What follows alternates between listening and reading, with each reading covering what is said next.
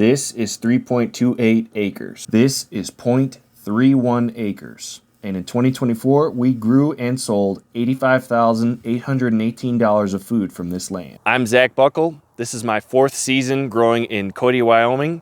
And by the end of this video, I'm going to share with you 3 techniques that help us grow $85,000 of food that you can use in your garden at home, where we sell the food, the crop breakdown percentage of that 85,000, exactly what I mean when I say 0.31 acres, and my advice to anyone who wants to start a farm. So for any of you watching that really want to start a vegetable farm, I'd like to give you some advice and my perspective after doing this for 4 years, because that number 85,000 on a third of an acre really doesn't mean that I'm getting paid $85,000 at all.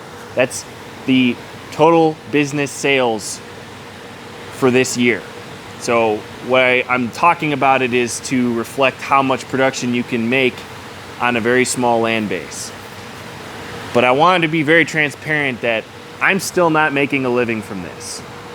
I'm fortunate to be able to live with my family, so I don't really have living expenses. So I don't want people watching this video to think you could get rich quick with this at all. Farming is the opposite of a get rich quick scheme. It takes a long time to make personal income from farming.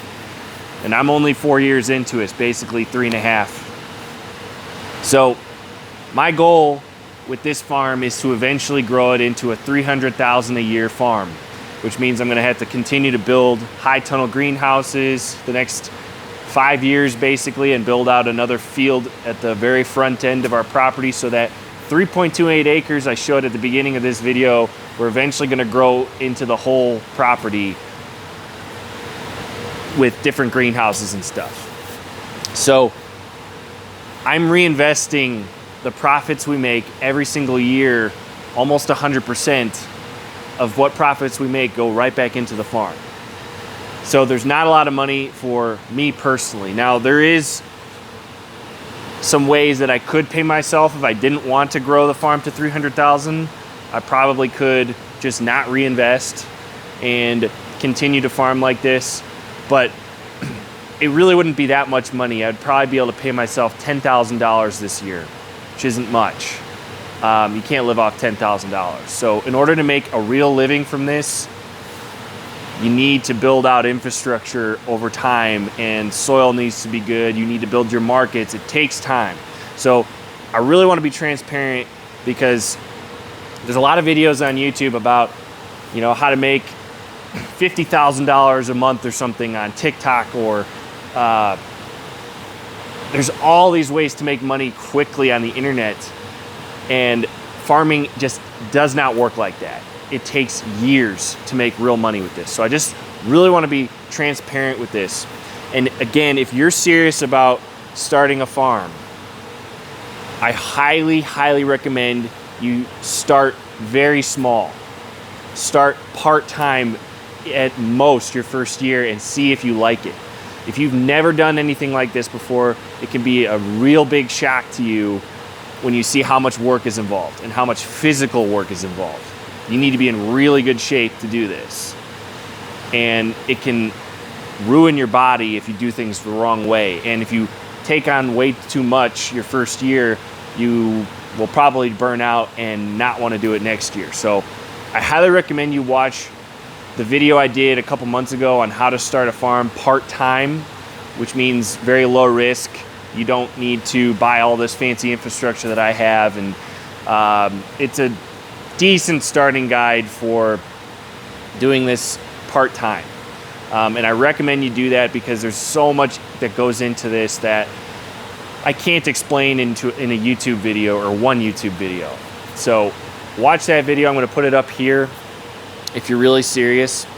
And the last piece of advice I have is, if you want to be a farmer, be an entrepreneur first before you're a farmer. All farmers are technically entrepreneurs anyway. In order to sell the food that you grow or whatever crop you produce, you need to be an entrepreneur in the first place, which means you're going to need to be the salesman. You need to go be very comfortable talking to people. You're going to be talking to thousands of people, depending on who you're selling to. But what I'm really saying is always keep your eyes open for other opportunities to make money along the way. I wish I had started this YouTube channel seriously about 4 years ago and documented my entire journey, because I would have been a lot farther along on this YouTube journey. And since I've started this, tons of opportunities are falling into my lap, because there really just isn't that many people on YouTube or the internet talking about this yet. It's gonna change, I think. There's a lot more new people showing up, but there's a massive opportunity for you to share this experience with the world as you're building your farm, to make money in lots of other ways. And because making your money from the crops alone is really difficult. It just is. There's so much risk involved, especially if you have no experience. It's really difficult to explain how much risk there is until you've been through a whole bunch of crop failures. So make content and be an entrepreneur. Get yourself out there on the internet and try and make money that way on the side as you're building this, because it is way easier to post videos on YouTube, TikTok, Instagram, Facebook than it is to farm. It's not easy in general, it's still work, but from my experience, compared to building this farm, filming like this is a lot easier on my back. It doesn't break my body. All I gotta do is get good at speaking, which you need to get good at anyway if you're gonna sell. And it's a way you can open up a lot of doors for you down the line. I believe that growing food like this is becoming very trendy. It's very popular, more and more every year. And if you start to make content about this, especially content around how to grow in your climate, you're gonna have an audience for it eventually. Part of the reason I wanted to make this channel so badly was because there's nobody making content in a really cold climate like this. And we have a blizzard going on right now in January, and it's only like 20 degrees, but this is a really, really warm winter for us. Normally, we're below zero right about now, like a lot below zero. Last year, we had negative 30 degrees Fahrenheit. And there's nobody making content about a climate like that right now. So I'm finding that since I've started this channel, a lot of you guys watching probably are from Canada and places where it's really cold. So you're gonna attract people that are interested in growing in a climate that you're located in automatically. And it's automatically gonna be different than what I could talk about, because I can't really give advice on how to grow in Alabama or Texas or Florida. I can give my best guess of what I would do if I lived there, but to be honest, the only way to know how to grow in a certain climate, or the best way to know, is by being there. There's so many little things that you can't know unless you're doing it, and that is climate specific. So if you want to start a farm, I would recommend starting as small as humanly possible with as low financial risk as possible, and make content right away and start building that audience right away, because it's going to open up a lot of doors for you to make money above and beyond what a farm can bring in. So that's my advice. I don't want this to seem like it's a get-rich-quick scheme, because it is absolutely not. It's a get some money after a lot of blood, sweat, and tears, and probably 4 to 7 years of work. That's what it is. So it's not easy, and I don't want this to be a clickbait type video. I want to be real transparent and honest with anybody watching. This is not for everybody. It's not easy, but there is a lot you can learn from how we grow on this farm that can provide you a lot of food from your backyard as well. So that's the other half of the reason I'm making this video, because the techniques I'm talking about, or I will talk about in this video, will help you grow lots of food in your backyard as well. Whether you want to start a farm or not, just gardening in your backyard, you can take a lot of these techniques and grow lots of food in your backyard. Okay, when I say 0.31 acres, what I mean by that is every space that we are growing food on the farm. So that includes these two caterpillar tunnels, which are 100 foot by 16 foot. That equals 3,200 square feet of space. This entire field, which is 53 feet by 125 feet, which totals to 6,666 square feet of growing space. This high tunnel greenhouse, which is 30 feet by 70 feet, which totals to 2,100 square feet. And this high tunnel, which is 30 by 48 feet, which equals 1,440 square feet of growing space. So if you add all that up, you get 13,406.6 square feet, and you divide that into 1 acres square feet, which is 43,560 square feet, and you get about 0.31 acres. So there is a few spaces within that 3.28 acres that I did not include in the 0.31 acres, and that is the space in between the greenhouses and the driveway that we drive in and out of, and the wash pack building. Technically, we're using all of that for the farm. It's necessary, but the 0.31 acres is the main growing space. So I also did include the pathways, which were not growing food, and part of this high tunnel within that 0.31 acres. So it's an approximate number, but the point is we grew a truckload of food in a very small space that can be replicated in other parts of the world that land is a lot more expensive. So this could work in cities, suburbs, all over the world, especially with greenhouses. So the point is we grew a lot of food in a very small space.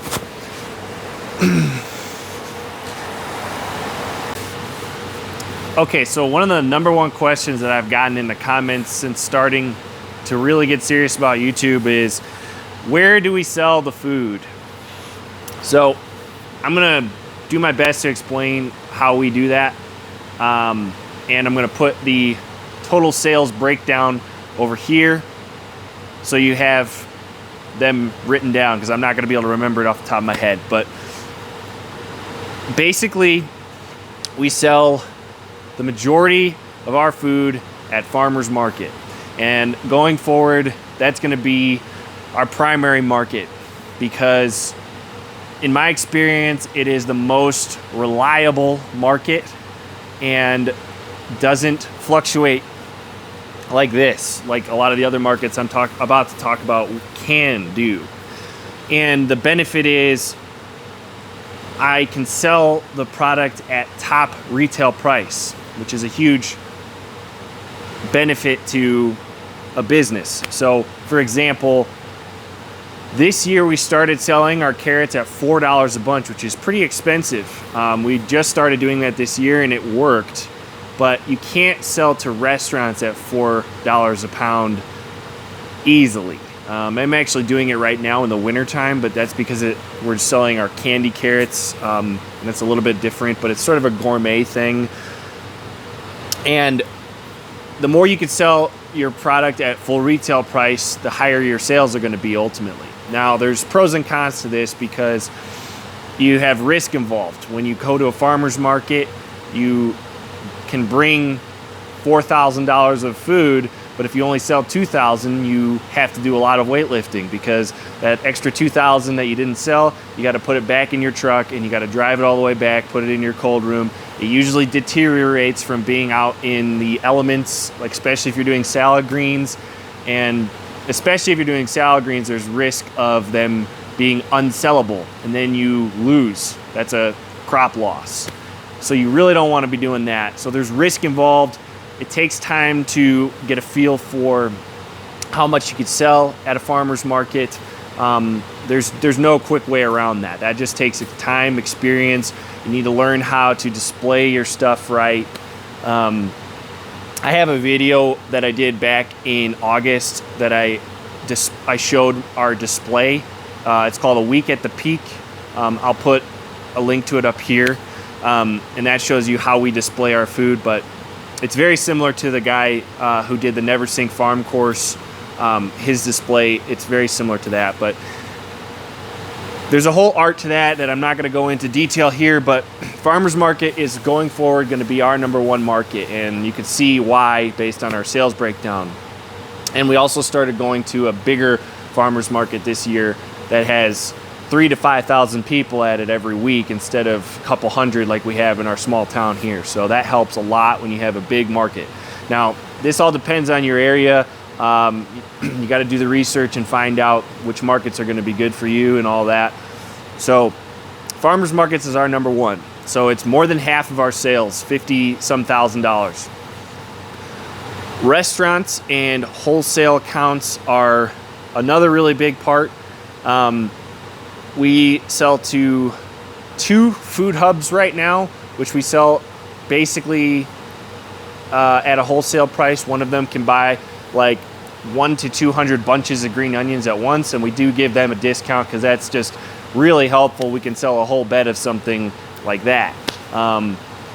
But in my experience, it's a little risky because I have to just kind of pray that they're going to buy something. And so I'm trying to depend on them less and less, just because a market like that is very volatile. You know, they aren't going to be as consistent because they just have to figure out what they have room for in their markets at that particular week. And that's a whole rabbit hole, but it's risky. We sell the other half of that wholesale is to restaurants, which I do like working with restaurants. We don't have a very big restaurant market in my area. Our town is 10,000 and we have a tourist economy in the summer. So there's only 2 or 3 restaurants that are even worth selling to, and they're pretty small, but I really enjoy working with them because they're really passionate about what we're doing, and most of what they're doing is buying our greens and stuff to put on sandwiches and pea shoots to garnish fancy dinner plates. In my experience, I don't really like to discount very much, and it's difficult to play the game that Cisco does, which is where most restaurants buy their food, and try and compete with their price. In my experience, is a losing battle. So I don't even want to play it. So I'm only selling to restaurants that are willing to pay a pretty high premium, much higher than Cisco, and using it mostly as a garnish. So it's not a big market, but it is really helpful because they do buy big amounts of salad greens. When you're first starting out and you don't have a big market for salad greens, restaurants are really handy for that. And I do give them a pretty good discount on that right now. So restaurants can be really handy, but they do take some time to build up a good relationship. But once you've been working with one for a couple years, huge advantages to them because they're going to be pretty sustainable as long as you have a good relationship with them. But there is risk involved when they do get a new chef. Sometimes the order volume can change a little bit. So it's a fairly small percentage of our overall sales, but I do like it because I like the relationship we have with them, and it's good for moving large amounts of highly perishable stuff. And that's important because if you grow all this kind of cilantro and arugula and salad mix and you don't sell it, then you really lose a lot more than if you were to harvest it. And you have to be able to sell what you grow. And the highly perishable stuff, all of the rabbit food, salad mix, you need to sell that. So even if you sell it at a discount, that's way better than not selling it at all. So restaurants can be really handy for that. The other thing we do is a summer veggie box program, which is 12 weeks of vegetables. It's also called a CSA. A lot of people call it a CSA. I just use veggie box because I think more people know what that is around here at least. But basically it's you pay in advance for 12 weeks of vegetables, 9 of the best vegetables that are coming off the farm that week. We also do a thing where you could do half of it for a little bit higher price. So like 6 weeks of vegetables for a little bit higher price. I think we're doing about $25 a week for 9 vegetables. And it's basically herbs, 1 thing of lettuce, either a head of lettuce or a bag of lettuce, a bunch of carrots, beets, turnips, tomatoes, green onions, stuff like that. So it's 9 vegetables like that, cucumbers, every single week. And people come to the farm and pick it up on Wednesdays between 4 and 6 is how we do it on the farm. And that's a really nice market because basically it's all sold. It is discounted, so it's more of a wholesale pricing, but customers come to the farm and pick it up. The only problem with it is a lot of people forget to pick up, and I haven't really found a good solution to that yet, but I think we're going to figure out something next year, better pickup solution, because what the problem is most people don't have time to, a 2-hour time window to pick up during the week is a pretty short window, so if people forget, you got to schedule them picking up some other time during the week, and that can be kind of a problem when you're working on the farm doing a task and you got to stop every 5 minutes to go get somebody's vegetables. That's a little bit of a problem, but it's not the customer's problem, it's your problem. You got to figure that out. So I'm still working on that, but it's a great market because you get paid in advance. So a lot of those sales actually happen in March through May. Very big deal because there's not a lot of money coming into the farm between March and May. And so I use it as a cash flow boost in the spring. And I think we're going to keep it about the level we're at. We're doing about 38 or 40 shares this last summer we did that, and I think we're going to keep it at that level because I don't really want to get too chaotic. Because if you get to bigger numbers, it's going to get pretty chaotic, and I just don't really want to deal with that. I want to continue to grow the retail market as much as possible. But that's a pretty cool little thing. And then our last market is online sales, and this is really small for us. I have a website, farmtablewest.com, where it's basically an online farmer's market. You can buy all of the farm's products, and we deliver to people's houses, and we just started doing a pickup at a business in town for free. And I'm hoping that will grow a lot because that allows people to pick up a lot more at their convenience than mine. And it's at a retail business, so hopefully that if we grow that, people go to that business to pick up their vegetables, but this business is a local butcher shop, so they have local beef. And so hopefully if people go there to pick up the vegetables that they ordered from me, they can buy beef and stuff as well. So hopefully it benefits that business. I'm still working on that as we speak, actually, but you can tell by the numbers it's pretty small. We live in a really small town, so that's kind of why. I think this could be a lot bigger in a bigger city. And it's not really that hard to set up a website like this. There's a lot of templates out there. I use Shopify to build mine, but you could do it with Local Food Marketplace or there's a couple other ones out there. I don't remember the name off the top of my head, but there's a whole bunch of resources out there for a farmer to set up an online store. And it's not a bad option. It depends on your market, really. Pretty much everything I'm talking about here is going to be totally based on your situation and what environment you live in. So, but that is where we sell and why we're prioritizing certain things. So I hope that gives you some insight onto what markets are out there. But a lot of this success, any of the results I'm talking about are really going to come down to you being a salesperson and being an entrepreneur, because you have to be the one to put yourself out there, and everybody in your town is going to know who you are by the time you get to this level. You're going to have to really put yourself out there. You got to go walk into restaurants and talk to them. You got to the easiest way to start is just go to farmers markets, because then people come to you. And I found that a lot of opportunities that I have over here came from me just being at farmers markets for so long. You get to know everybody, and just be very friendly, introduce yourself to every customer that comes to your booth, and you just see where that takes you, and a lot of opportunities are going to pop up that way. So, but I like farmers markets the best. Some farms don't. Some farms do better with restaurants. You know, if you lived in a place like Chicago, which is some place I hope I could grow in eventually, I would probably just do restaurants, because the restaurant scene there is off the charts big, and there's a lot of advantage to selling to restaurants only. But there's a lot of different ways to make money selling this stuff, and these are just the ways I've experienced and had the best results with. So, okay, so if I had to pick 3 ingredients to the success that we had this year, these are what they would be, and they're totally applicable to you if you want to grow food in your backyard. So if you're just a gardener or a homesteader, these techniques are going to help you grow probably twice as much food as you've ever grown before. And just a reminder, this is Cody, Wyoming. It's 120 frost-free day growing season, which is on average the shortest statewide growing season in the US.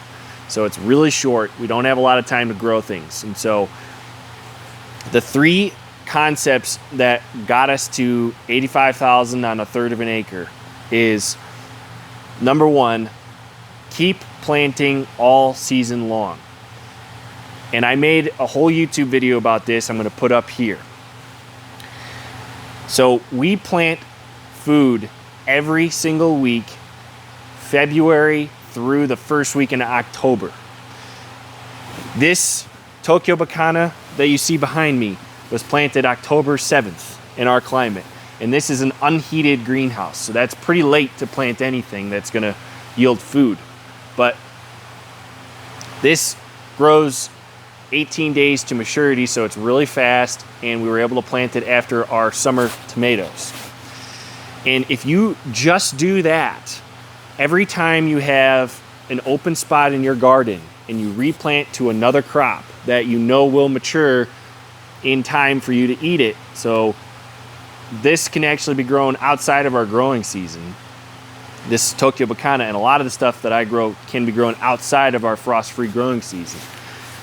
If you do just that, you can almost guarantee double the amount of food you grow in your backyard. So every bed on this farm gets 2 to 3 crops per year. The only exception to that is crops like onions and kale in the field. Indoors, we always get 2 crops, but in the field, sometimes there's not enough time to get 2 crops. So those kinds of things like kale, we plant it once and harvest it many times, which leads me to my next ingredient to get us these results, is plant crops that you plant once and harvest many times. So I made another YouTube video about that concept I'll put up here. So we have 14 crops on the farm that we plant once and we get at least 2 harvests, sometimes up to 12 harvests from that one crop. And kale is one of those. Kale we can harvest 8 times from one planting. So the kale that we had in our field this year, we planted in May. We harvested it every single week from July through November. We harvested our last batch of kale in November. So that is a lot of food. And there's a whole bunch of other crops you can do that with, which again, I made a whole video about that, explaining every single crop on the farm and our sales breakdown of those particular crops that explains to you, if you choose to grow those crops, you dramatically increase the yield of food you can grow on a very small space. And it's not just stuff like rabbit food. We do it with celery, cucumbers, tomatoes, I consider that. Lots of different crops can be harvested and then they regrow and continue to produce for you again and again and again from one planting. So that saves your workload and it increases your yield. All of our salad greens are crops that regrow, technically. We don't always get a second cut, but we almost always do get a second cut. And this spinach is an example of that. We're gonna harvest this this month. Most of this will probably be harvested and then it will regrow again in February.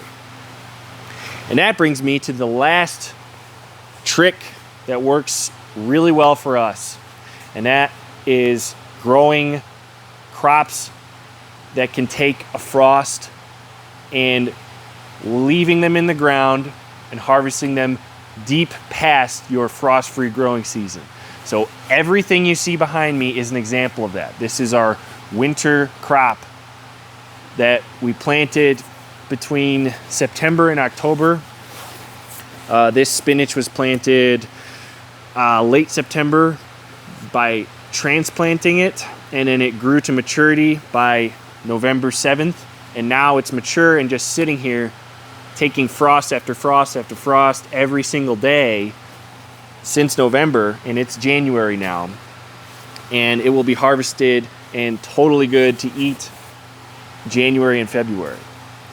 So this concept can work so well in your garden if you grow frost hardy crops and really do well with the frost hardy crops, because what it does is it dramatically increases your harvest window.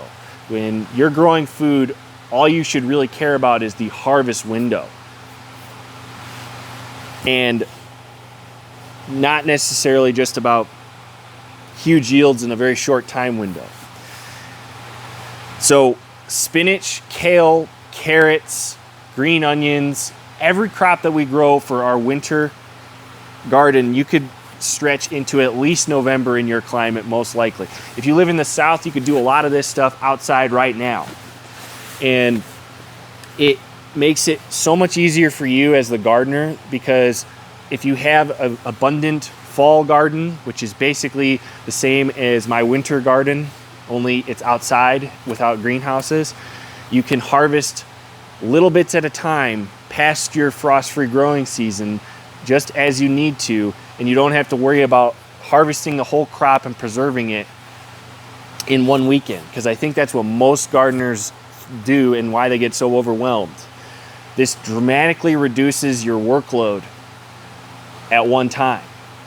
So I also made a whole video about this as well that I'll put up here. Those three concepts make it possible for us to grow this much food in a very short growing season on this small of a land base, and easy to use in your backyard. And I learned this lesson the hard way. In 2023, I thought what was going to make my business work was growing greenhouse tomatoes only. Like, that was what I was obsessed with in 2023, and I put so much time and effort into growing greenhouse tomatoes. And that is a rabbit hole I'm not going to go into in this video. It is way too complicated, and I can't explain it on a YouTube video. Growing greenhouse tomatoes is very complicated. I went to school for it, basically. And it's in the Never Sink Farm course, and it's very complicated. But I spent all my time and effort on that. And what happened was we had a herbicide drift happen. There's a lot of people that spray herbicides around here, and some herbicide came in through the doors right behind me, and we had tomatoes up to the ceiling in here, and they all got hit with that herbicide, and they started getting curly, and all these problems happened after that. They started to get bacterial wilt, and a lot of them died. We lost about half the crop. It was a disaster. It was a very big soul-crushing moment for me, but I looked at the numbers at the end of the year, and we had a pretty successful crop in the other greenhouse. And we still sold about 12,000, I think, from that greenhouse and a little bit in here. And I thought my world was over. I thought my life was over, basically. When that herbicide thing happened, I was so depressed. But all of the crops that I've mentioned already in this video, we grew terrible crops of that year. So our carrots were really bad that year because I wasn't focused on them as much. Our spinach, our lettuce, all that stuff suffered because I was putting so much time and energy into those tomatoes. And I think our sales were about 55,000 that year. And after looking at the numbers that year, I realized the fundamental crops, which is what I'm talking about right now, the crops that aren't really sexy, but are what make my business work. And we did really well with greenhouse tomatoes this year as well, which you'll see in the crop breakdown, but these fundamental crops are way less risky. So it's really important to get good at growing these crops, because they're going to be the ones that are like, it's like in basketball, this is your jump shot, your close range shot, or your layup, okay? It's not your three-point shot or your dunk. This is not the sexy stuff, but it's going to be what puts food on the table for you reliably year after year. Because tomatoes are going to be risky, most likely. You know, it depends on your climate. Some climates it's super easy to grow them, but here it's very risky. So just something to keep in mind, that I think the year that we had that big tomato problem, our sales were off 50,000, and it's because all of our fundamental crops suffered because I wasn't paying attention to them enough. And this year we had 85,000 because I knew that, and I really put a lot of emphasis on getting really good results with just the non-sexy, boring crops. So I hope that helps. Watch those other YouTube videos, because I go into a lot more detail on those 3 concepts I just talked about. If you do want to try those concepts in your garden at home. Okay, so here we have our 2024 sales breakdown, crop by crop. And this is just pulled from my accounting software. You're going to notice that the total at the bottom is only 74,000. It's not 85,000. And the reason for that is because the veggie box income is not included in here, and it's just because of the way I did the accounting for taking the money for veggie boxes. The money was taken before we actually sold any crops. That's why it's not in here. It's hard to explain, but it's all accounting stuff. So the $11,700 or so from the veggie box is not factored in here. But the real benefit to you, if you're interested in farming in any way, shape, or form, is going to be looking at the percentage of crops that make up our sales. Okay, so if you want to take a screenshot of this, go ahead. Now is the time, because I'm going to start zooming in here. All right, so here we've got, and this is actually really interesting to me because I rarely take the time to sit down and look at this stuff. And this year is a lot different than our past years.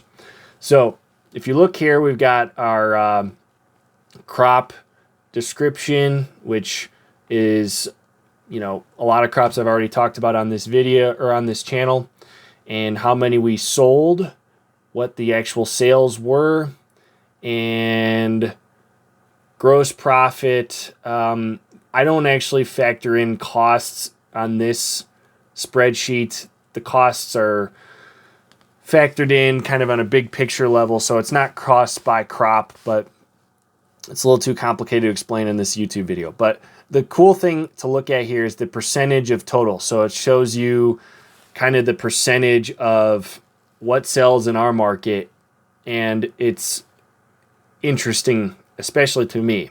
So I hope you find it interesting. But let's start with tomatoes. So the bottom 4 products here are 4 tomato crops that we grow. You'll see that we grow cherry tomatoes, heirlooms, paste, and slicers. Slicers being the biggest by far. Everybody wants big red slicer tomatoes for BLTs, especially around here. In my climate, it's very rare to have tomatoes, so they're very valuable. So if you do the math here, I think we're looking at about 10, 13, 10, I don't know, something like $12,000, 13,000 or something in revenue here from the 4 crops, but that's not factoring the veggie box. There's another 1,000 or 2 for the veggie box. So we did about 12 to 14,000 in revenue for tomatoes. And like I said in another part in this video, last year we did about 11 or 12,000, and I thought it was the end of the world because we lost half the crop. So this illustrates my point that tomatoes are important, but they're not really what's going to put food on your table or bring money in for your business. It's not the only thing that's going to do that, okay? So I think the percentage here for our total sales is, what's 12 plus 4 is about 16%. So it is pretty significant. It's not a joke. but you don't want to put all your eggs in just tomatoes, okay? So that's a pretty big deal. A lot of what's putting money in our bank account and food on the table for you is these crops here, which is going to be stuff that's a lot easier to grow than tomatoes. Stuff like Swiss chard, really, really easy to grow. You plant it, you can harvest it 2 or 3 times. Kale, let's see, kale brought in $1,800 this year. Swiss chard brought in $500, so that's a good one. Our salad mix is really, really big. So $7,500 from salad mix. That's 10% of our overall sales. I've made a video that got a lot of attention back. Actually, it's still getting a lot of attention. Small farm harvests that earn $4,000 a week in production. That video explains a lot of what I'm talking about here. The top crops that make us money.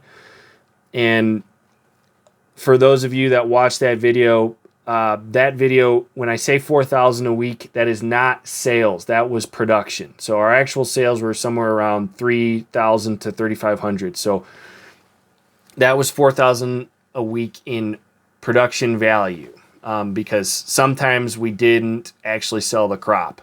But it also means some of the crops are sold at a much later date. So for example, we have about $2,000 worth of frozen tomatoes that we grew back in the summer that are in our freezer right now that we sell throughout the winter. So I count that back in August when I said $4,000 a week. Those tomatoes are part of that number because we're still going to sell them. So just for anybody that had questions about that video, because that one's getting a lot of attention, but I also explained the top crops that bring in the money for us. And one of the biggest lessons on this is carrots right here. Carrots, we brought in $12,569. So that's 17% of our sales. And there's definitely another $1,000 to $2,000 from the veggie box included there. So carrots are probably one of our most important crops. So it just, for the same reason carrots are important to us and our farm, they're very important for you growing in your backyard because you can grow a lot of them in a very small space.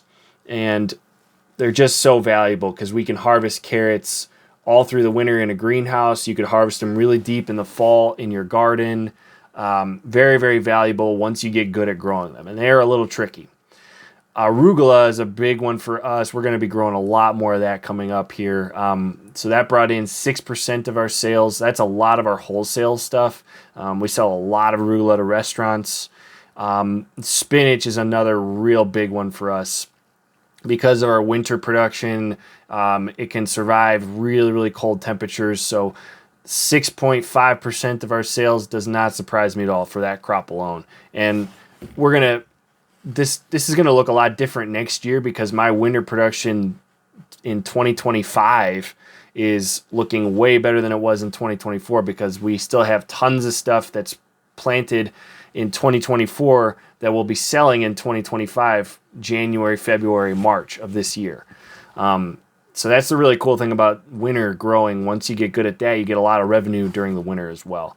So I'm not going to go through this line by line. You can pause the video and take a look a lot closer, and you might find it interesting. But, when I was first starting out, I was really interested in this kind of stuff to learn what kind of crops are selling and making money for farms.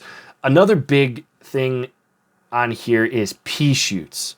So pea shoots are a big money maker for us. We made $4,000 with them this year, and we can really bump that up. When I get some better infrastructure, we'll be able to grow so much more of these easily, even through the winter. And these are a beautiful crop because you can grow them fresh through the winter. They actually grow in the winter. All the other stuff I mentioned don't grow, but pea shoots grow like crazy if you just give them a little bit of electric heat, and they grow really well, even with really crappy infrastructure like I have right now. And they sell. So we sell them $1 an ounce, basically, to restaurants and wholesale, and you get like 20 to 32 ounces per flat, which is crazy. So like for $1 or $2 in pea shoot seeds, you get 20 bucks to 30 bucks. Really, really profitable, good crop to grow. I'm really trying to get better at the other microgreens, but I suck at them right now, to be honest. I'm not good at growing microgreens or sunflower shoots, but those are equally as profitable, but you got to be good at growing them. So yeah, this is our sales picture for all the crops that make us money. Hopefully you find that interesting, and that's that. So if you're serious about growing food, check out my free backyard farm launchpad, the link in the description below, where I show you how to set up a really easy no-dig garden in 4 easy steps. And check out our school community below, where you can connect with growers all over the world. We have people from Israel, New Zealand, all over the US, Germany, and you can share your experiences and hear their experiences of growing food in their climate. We also have webinars on there where we talk about everything you need to know to grow food. So I hope you enjoyed this video, and I will see you in the next one.